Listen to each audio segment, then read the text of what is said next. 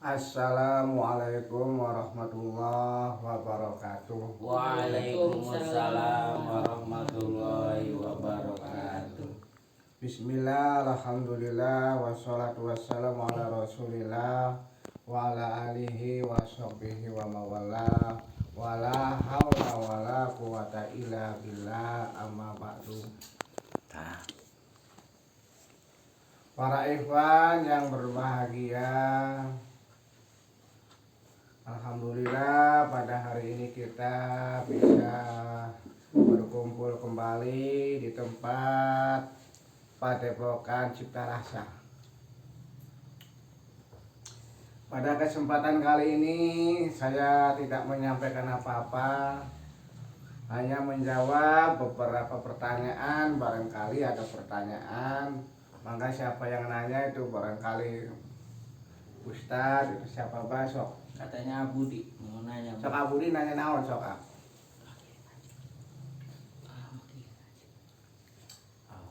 Katanya gini, Bah. Oh, nanyain rasa gitu. Ya, masalah rasa sejati itu gimana, di mana ataupun bagaimana gitu tuh, Bah. Oh ya, rasa sejati. Ya. Maka kita itu harus tahu yang namanya rasa itu apa. Nah, sejati itu sebenarnya bahasa Jawa gitu. Sejaring ati. Oh, gitu ya, Pak. Ya, sejati itu. Ya. Sebenarnya sejaring ati. Maka kita belajar harus tahu nama jati diri, model sejati itu maka jawen biasanya ya. Jadi memang beda. Rasa sejati dengan sejatinya rasa itu nggak sama gitu. Aslinya tuh Pak Kirman. Oh iya. Coba Budi. Karena sebenarnya kalau yang namanya sejati itu berarti masalah hakikat, sejaning hati itu berarti hakikat, itu makomnya tuh. Sudah makom tingkat ke sana. Makanya dijawab juga ya kayaknya.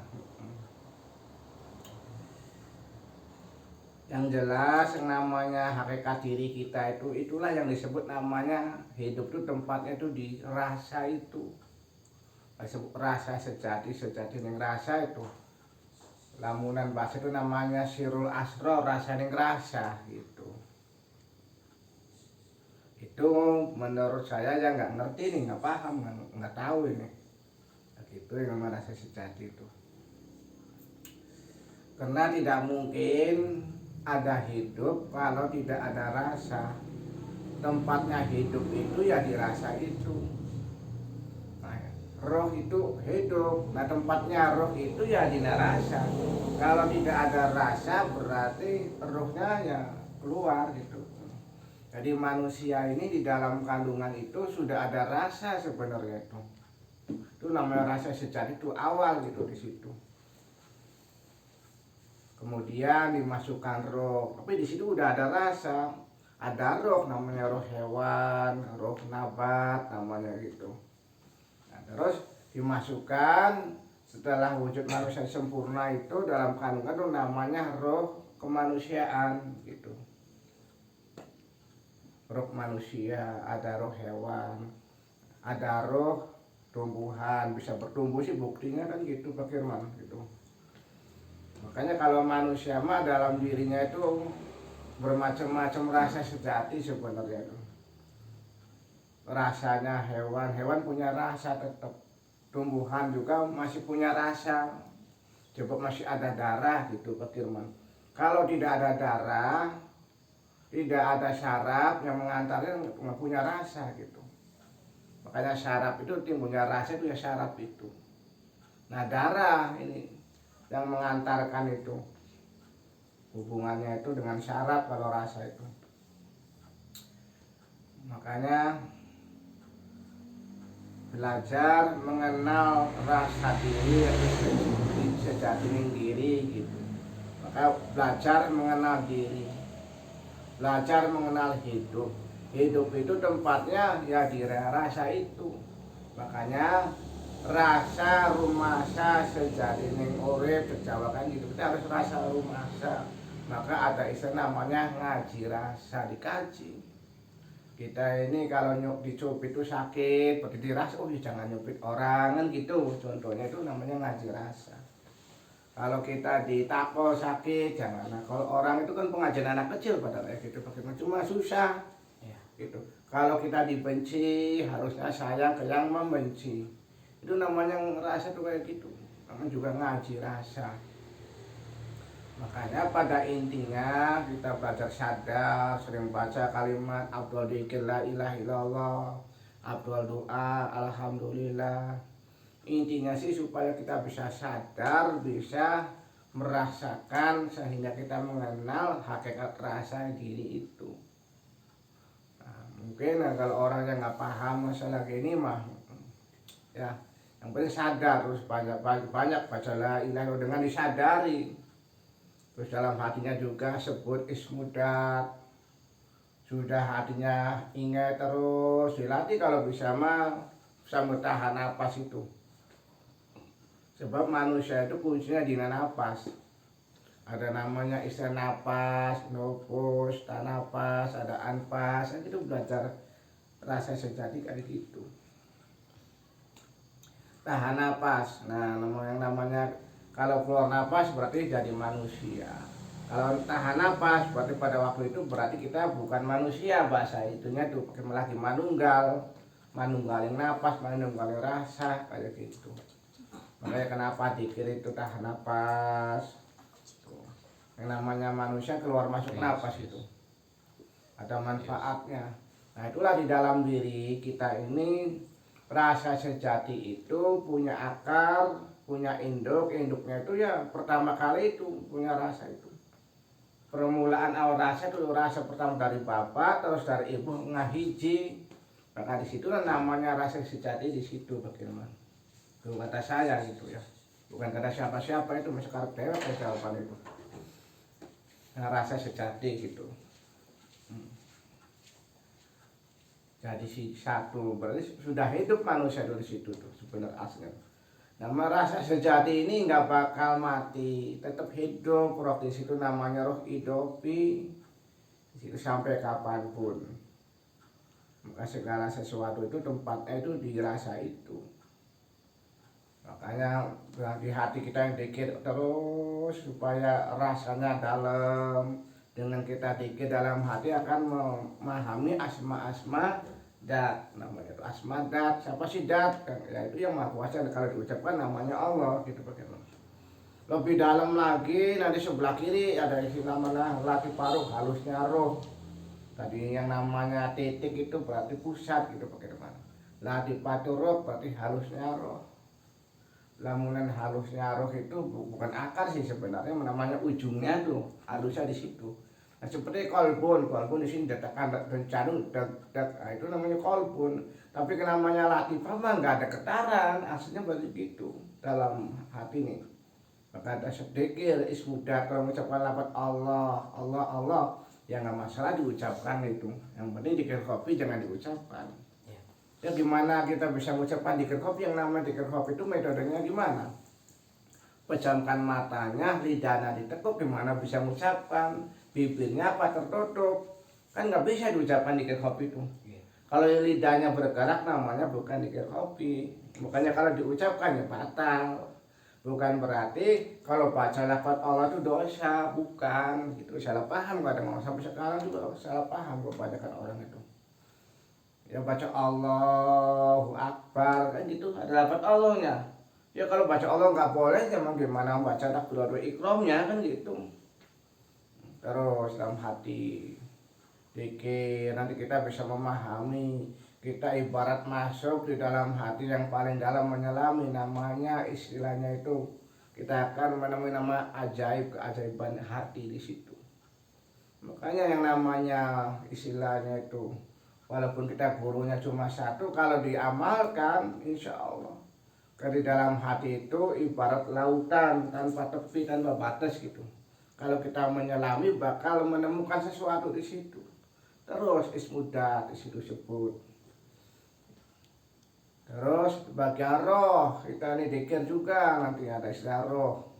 Memang wasilah melalui guru, tanpa guru nggak bisa itu bagaimana roh dikir. Dengan kita ini perbanyak zikir di dalam roh, maka insya Allah diri kita ini bakal mencintai Allah nanti. Karena yang bisa mencintai Allah dengan sebenarnya, dengan rasa sejati rasa itu ya hanya roh itu. Maka kita belajar mengenal roh, pusatnya roh. Kalau yang ditunjukkan dari guru itu ya sini, pusatkan di bawah susu kiri di situ. Jarak 2 jari condong ke kiri, jadi nggak ngepas susu bawah itu. Dikir sama dikirnya gitu, apa la ilaha illallah boleh, atau lafaz Allah ya boleh, itu nggak apa-apa di situ dikir.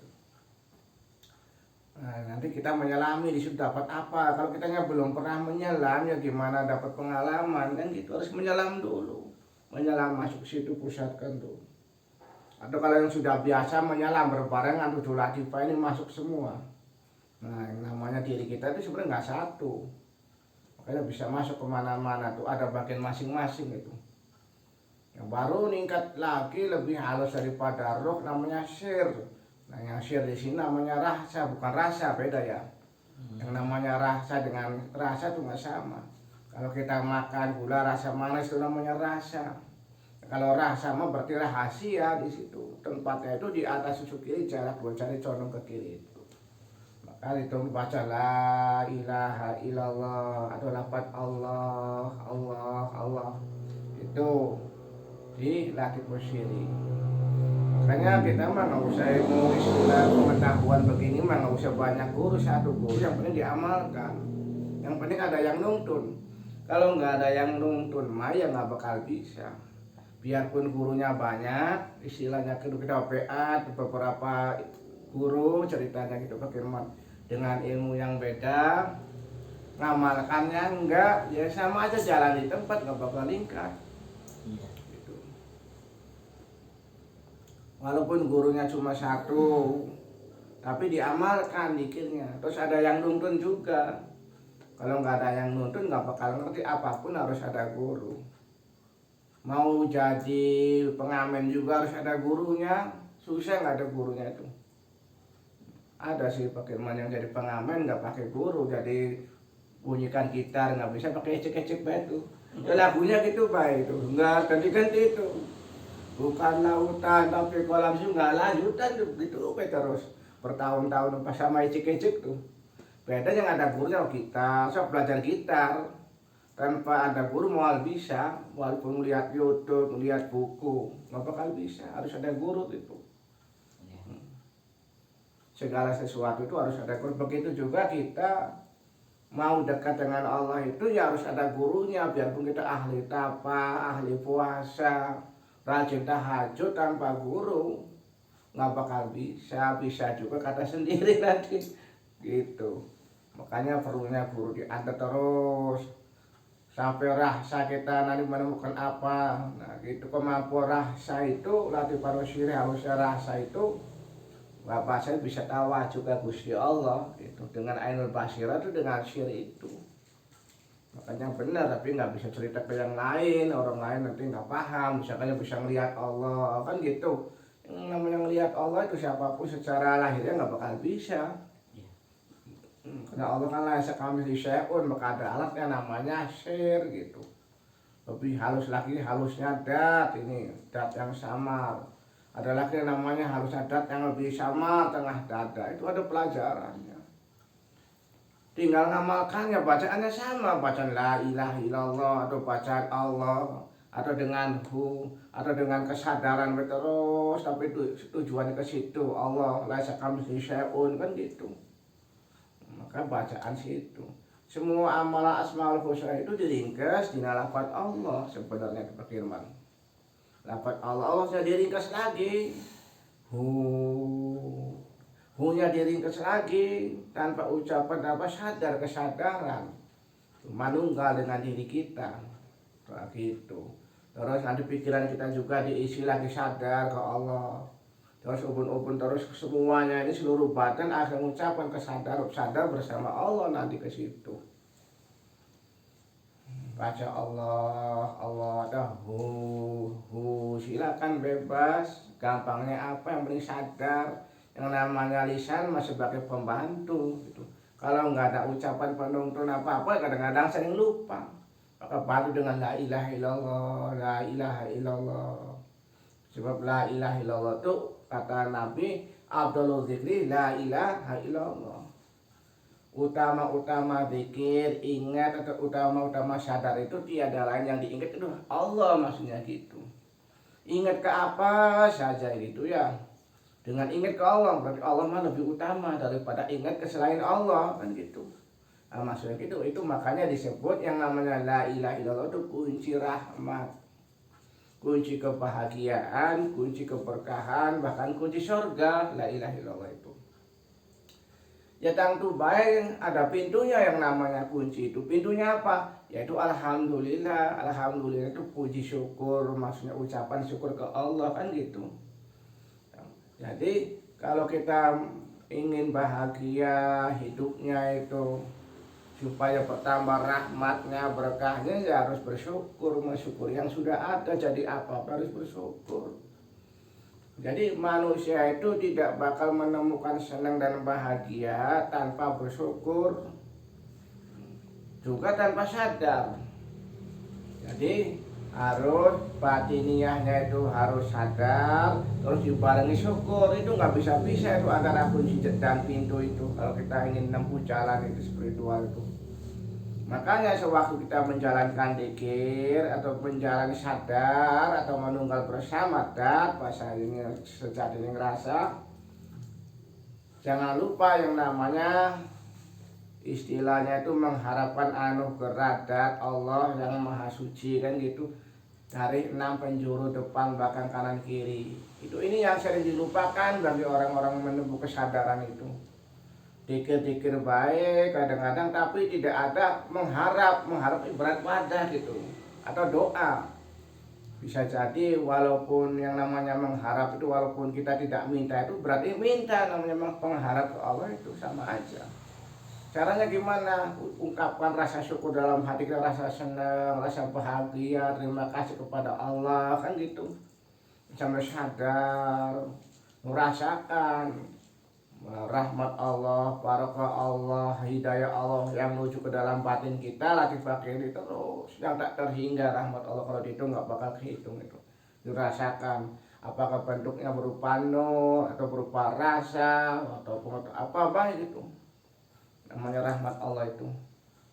Maka manusia ini tidak bakal menemukan bahagia atau keselamatan tanpa rahmat Allah.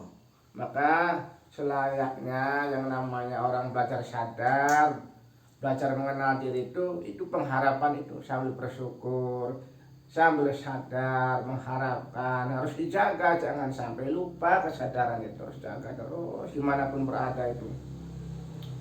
Maka ada tahapannya itu. Setelah kita sadar seluruh jiwa raga, barulah kita langkah pertama itu menuju sifat Allah, belajar menyelami ke sana itu. Lautan tauhid Allah, bahasa itunya qul huwallahu ahad, itu dalilnya kan gitu. Sama sadar terus mengharapkan anugerah Allah sehingga kita semakin memahami, semakin dekat dengan nama sifat Allah yang Maha Esa. Lebih dalam lagi keesaan Allah yang selalu menjaga kita dimanapun berada, diyakini dengan sadar sampai mengharapkan anugerah Allah. Tahap kedua. Nah, ketiganya lagi tahap kedekatan dengan Allah nantinya.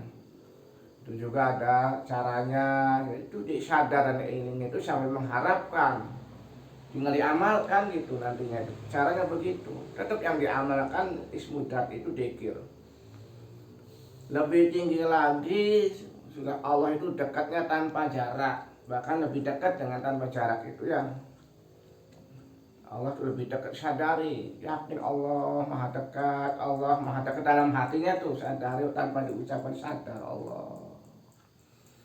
Tidak ada suatu pun yang lebih dekat daripada Allah. Maka ada yang nanya itu Allah itu di mana? Allah itu tidak di mana-mana tapi ada di mana-mana, kan gitu. Kalau Allah ada di mana berarti tempat. Allah itu istilahnya itu nggak bertempat, nggak di ruang. Allah sebab Allah yang memberi tempat, Allah yang meliputin. Kalau sudah meliputi nggak bisa ditanya Allah di mana. Allah mah dekat. Jadi ada istilahnya Allah tuh ada dalam diri. Ya, kalau Allah dalam diri ya kurang benar firman-Nya. Justru diri kita ini ada di dalam Allah. Bahkan akhirat juga ada di dalam Allah. Termasuk surga juga. Ya, Allah itu yang menggenggam kita ini. Kehidupan kita juga digenggam oleh Allah. Orang tidur tuh ya. Ada di Qur'annya itu digenggam oleh Allah. Kalau Allah menghendaki orang itu meninggal, ya nggak dilepas lagi genggamannya itu.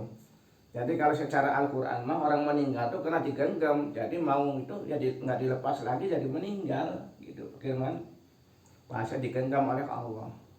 Jadi kalau secara Al-Quran itu berarti manusia rohnya dicabut ke malaikat ya nggak tahu itu mah nggak paham ya. Jadi untuk apa dicabut malaikat? Allah kan kuasa gitu.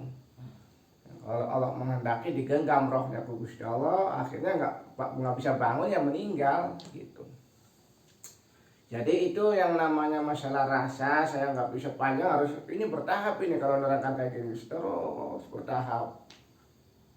Dari awal kita sudah paham tauhid keesaan sing benar, jangan sampai syirik. Keduanya istilahnya namanya af'alullah yang selalu menyertai diri kita. Yang ketiganya datullah yang maha dekat dan gitu. Nah barulah kita bisa namanya mahabbah atau mencintai Allah.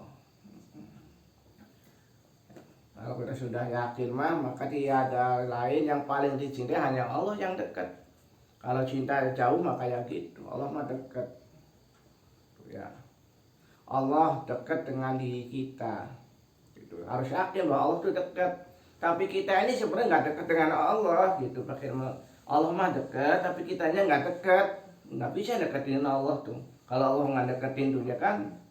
Begitu juga kita tidak bisa mencintai Allah kalau Allah nggak mencintai kita. Jadi kalau kita mencintai Allah itu sebenarnya Allah mencintai kita sebenarnya tuh. Sok ingin cinta ke Allah tuh susah banget kalau Allah nggak mencintai kita mah. Kita ingin ingat ke Allah, kalau Allahnya nggak ingat kita mah nggak bakal ingat Pak ya, lupa baik ke Allah. Jadi kalau kita manakala lagi sadar eling ke Gusti Allah itu harus bersyukur. Yang namanya bersyukur itu ya mengharap. Kalau kita nggak mengharap ya berarti kita anaknya nggak bersyukur. Tuh, mengharap apa ya? Mengharap ke Maha Gusti Allah yang bisa kita mengharap gitu. Mengharap. Jadi tidak gampang yang syukur itu. Kadang-kadang syukuran tapi nggak mengharap. Ya gimana ada wadahnya maka ada niatnya juga segala sesuatu itu. Maka sewaktu kita dikir belajar mengucapkan lafaz itu dengan lafaz apa-apa ya apakah hu la ilaha illallah, masuk napas tujuannya apa membakar kotoran kan gitu bagaimana kotoran dibakar. Waktu keluarkan napas buang kotoran, masuk napas bakar kotoran dibersihkan. Nah itu kadang yang sering dilupakan oleh orang-orang biasa belajar zikir begitu. Maka sama ilmu mah caranya begitu. Apakah dengan cara yoga atau kontemplasi atau meditasi itu sama namanya sebenarnya Pak. Apakah dengan tangannya begini, ada juga dengan sedekap, macam-macam terserah. Intinya mah mengosongkan diri, kosongkan semua. Orang Jawa gitu. Makanya kita disuruh sholat. Intinya sholat apa sih? Disuruh ingat ya Gusti Allah itu. Nah, ingatnya gimana? Maka kita belajar kenal Gusti Allah supaya ingatnya benar. Jangan merasa bisa ingat. Jadi kalau kita ingat mah berarti sebenarnya diingatkan ku Allah. Kita mencintai Allah. Bukan kita mencintai Allah, Allah mencintai kita. Akhirnya diri kita bisa cinta ke Gusti Allah. Diulangi lagi, jangan lupa syukuran sambil mengharap Allah dari arah yang 6 itu, depan, belakang, kanan, kiri, atas dan bawah itu. Nah, depan, kanan, kiri itu nama saudara kita, bahasa itu nama saudara papat, 5 pancer. Yang namanya arah itu ada 4. Kalau kulon, unsur apa itu? Kalau kulon itu barat itu namanya unsurnya unsur air, itu Pak Firman. Kalel, diingat-ingat unsurnya unsur bumi. Tanah, bumi, tenang gitu. Nah terus mana lagi? Wetan. Kawetan, iya. Wetan, kulon dulu, kulon sudah kalet, terus wetan itu api dah, matahari itu panas, Iya. unsur panas. Yang namanya panas itu nggak mesti api. Kadang-kadang open nggak ada apinya tapi panas. Ya. Maka bisa jadi neraka itu nggak ada api, ya kan? Bisa jadi gitu, tapi panas. Oh iya ya bang. Percaya nggak di neraka nggak ada api? Percaya. Kata siapa neraka ada api? Api mah kata orang sini, orang Indonesia. Mungkin kata orang Arab mah benar kayaknya gitu. Ya beda. Makanya di neraka itu nggak ada api. Di Quran apa ada neraka itu ada apinya itu? Keterangan gitu Quran hadisnya ada nggak? Nah, saya mah nggak tahu keterangan gitu ya. Nah gitu. Empat arah gitu. Kidul bacaan. Oh kedul tuh angin gitu. Oh, Kedul tuh angin. Ya tinggal. Jadi yang namanya neraka itu sebenarnya tidak ada api. Dicari api nggak ketemu di neraka itu. Kenapa? Karena apinya sudah ada yang punya masing-masing dalam diri kita. Apinya tuh iya. Gitu. Ya kalau di sini Pak gambarannya api gitu Pak. Cuma yang namanya bahan bakar bensin apa ada apinya? Kan nggak ada apinya kan? Nggak ada bang. Tuh. Tapi kalau ada bahan bakar ke situ, kena percikan sedikit ya gitu. Nah ibarat kayak gitu. Jadi api itu di dalam air ya bang. Ya api itu sebenarnya dalam air kalau kita tahu mah. Tuh. Di dalam air itu ada api. Nanya ngomong ke siapapun, wah masa iya dalam air ada api? Ya, iya. Makanya minyak itu posisinya tadinya di bawah tuh, di bawah air itu ada minyak. Nah minyak tuh nanti kalau itu bisa jadi api, bahan bakar kayak gitu tempatnya tuh. Jadi yang paling bawah itu nggak apa-apa rada lama sedikit lah. Ulang-ulang gitu, pada ngomong mah. Nggak tambah-tambah, tambah-tambah juga sedikit nggak ngerti-ngerti apalagi ditambah. Yang pertama bagian bawah dulu, perhatikan dalam diri kita nih. Paling dasar itu tulang ekor. Itu tuh namanya unsurnya unsur bumi atau unsur tanah. Itu bersihkan. Itu ada tahapannya cara membersihkannya itu. Tulang ekor itu. Gambaran lamunnya kutub utara. Mbak Ustadz Firman kutub utara yang namanya tulang ekor tuh. Nah kalau ubun-ubun berarti kutub selatan, gambarannya gitu. Di atas tulang ekor terus ke atas sampai kemaluan. Nah di situ cakra set gitu. Disitulah inti namanya energi air atau unsur air lah di situ. Tinggal itu dikelola untuk menghindari sakit prostat. Perlu ada cara sadarkan situ, diomongin situnya.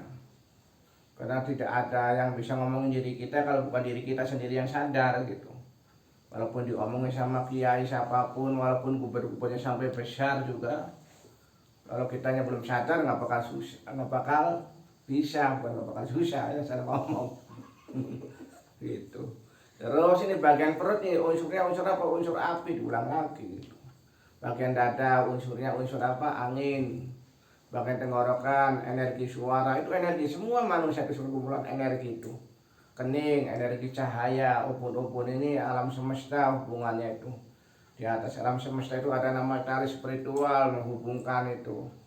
Nah, tali spiritual inilah ubun-ubun sampai tulang ekor di situ. Nah, energi manusia itu yang dititipkan oleh Allah sudah tertanam di situ, nggak bakal hilang, nggak bakal keluar. Sok contohnya lu lampu yang mati itu setrumnya kemana larinya? Keluar apa masuk? Masuk. Kembali ke asal gitu. Nah, sumber energi, sumber roh diri manusia itu pusatnya di mana, Sob? Bukan di jantung, bukan di mulut, bukan di kepala, tapi di tulang ekor itu. Kata hadis, kalau paham hadis ada di situ ya. Bukhari, Muslim ada di situ. Makanya Robert Einstein itu ngomong bahwa energi tidak bisa diciptakan dan tidak bisa dimusnahkan. Benar. Energi bisanya pindah. Tuh, energi roh hidupi nempel tulang ekor, energinya apa? Energi inti tanah. Ngalir ke kemaluan, energi air, makanya kencing. Ada airnya gitu ya. Energi air sih. Nempel di perut, energi api, makanya kalau nggak makan terasa panas gini tuh. Ngalir lagi di sini. Di bagian dada energi angin napas paru-paru. Nempel di tenggorokan energi suara, maka bisa ngomong tuh, bisa bicara tuh. Tanpa ada energi di tenggorokan kita ini nggak bisa ngomong nanti. Energi cahaya nih bagian kening nih, kalau di keningnya nggak ada energi cahaya nggak bakal bisa ngelihat mata juga. Ubun-ubun alam semesta kita bisa berpikir, bisa luas di situ. Tuh, yang namanya energi itu tidak bisa diciptakan tapi bisa pindah dari energi satu ke energi yang lain. Energi nempel di setrika jadi energi panas, nempel di kipas energi angin, ibarat kayak gitu. Tapi menciptakan energi ya nggak bakal bisa. Nah, roh juga sebenarnya itu tidak diciptakan roh itu. Makanya kalau cerita ke umum, orang yang nggak paham masalah roh mesti nganggapnya sesat, mesti salah. Karena ada makhluk selain Allah, dianggapnya kayak gitu. Roh itu makhluk, dianggapnya kayak gitu. Ya, karena tidak paham namanya alamul amri, alamul kholqi, yang namanya alam perintah itu nggak diciptakan. Aslinya itu. Kalau yang tidak diciptakan berarti bukan makhluk. Kalau ada sesuatu tanpa diciptakan, mempercayai bahwa itu makhluk, kan nggak mungkin. Namanya syirik. Masa ya tidak diciptakan bisa ada? Itu. Makanya roh itu ada, namanya energi. Pak Firman nih punya tenaga. Tenaga punya Pak Firman bukan sok. Ciptaan Pak Firman bukan. Tenaga itu bukan. Sama ibarat roh juga, sebenarnya yang disebut hamba Allah, adanya roh disiksa itu bukan roh, itu bukan. Namanya jiwa, nyawa, itu beda lagi itu. Ada namanya nafsu. Yang namanya jiwa, nyawa, sukma nggak sama sebenarnya itu. Cuma orang disamakan gitu. Yang namanya sukma, nyawa, jiwa itu beda. Prosesnya itu nyawa dulu. Kalau nyawa mah dari bapak sudah dititipkan itu. Dimasukkan ke pertemuan dengan ibu itu. Perkawinan lah bahasa itunya tuh. Temu sel dengan sel. Nah diri kita tadinya sel itu. Sel bapak, bawah nyawa. Nanti ibunya menimbulkan jiwa, makannya darah. Tuh. Kalau sudah masuk ke ibu, sudah hidup itu sebenarnya itu sel pada waktu itu.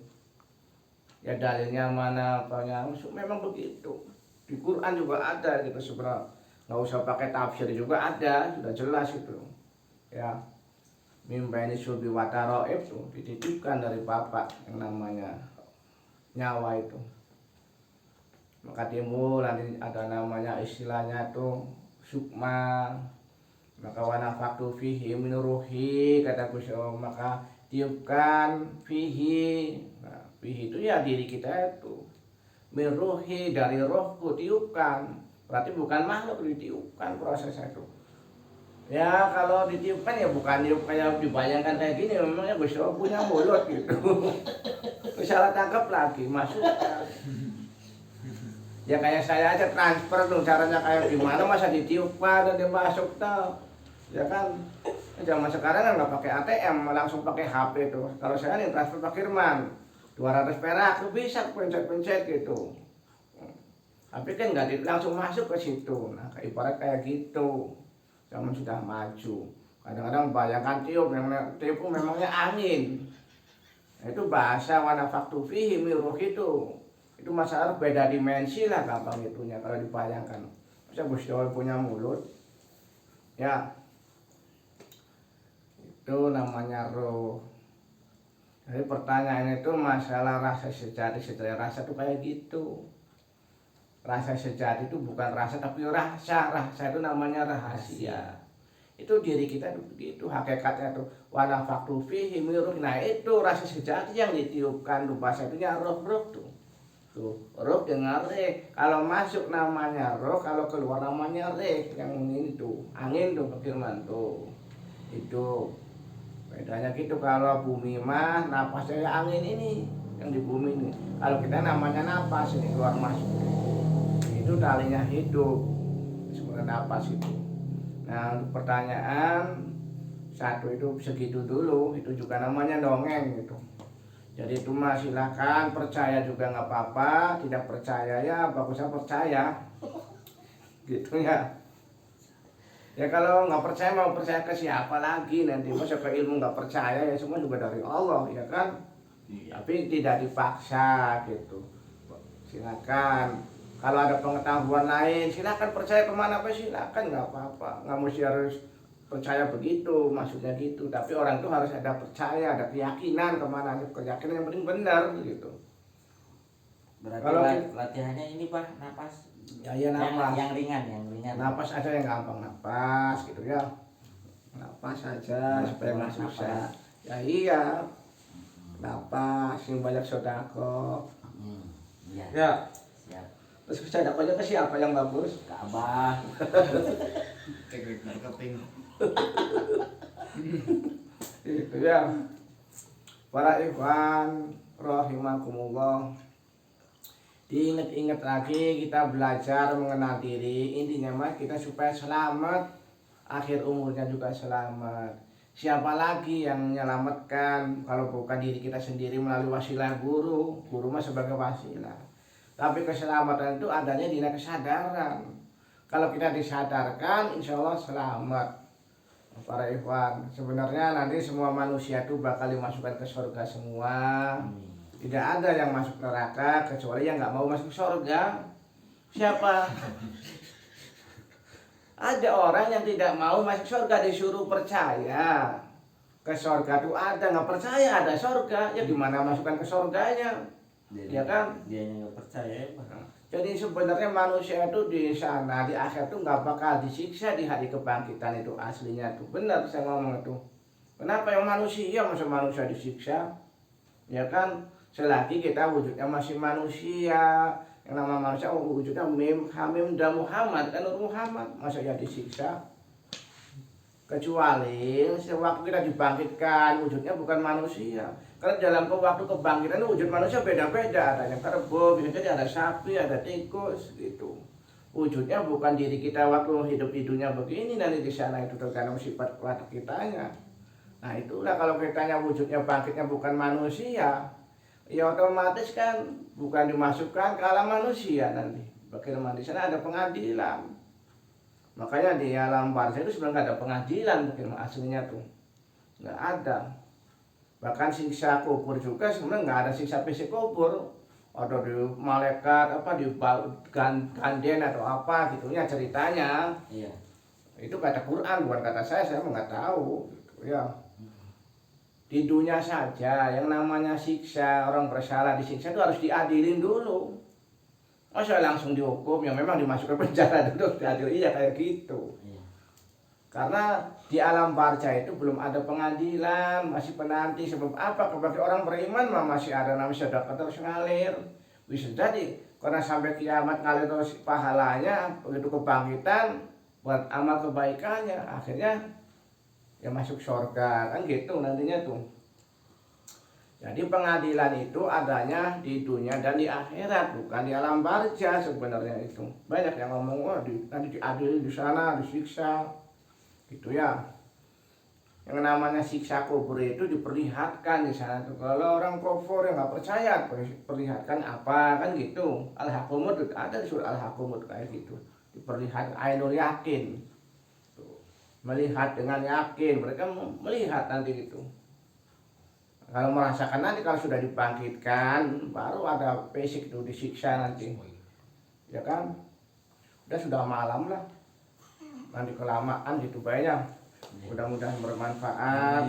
Amin. Wabillahi taufiq wal hidayah. Wassalamualaikum warahmatullahi wabarakatuh.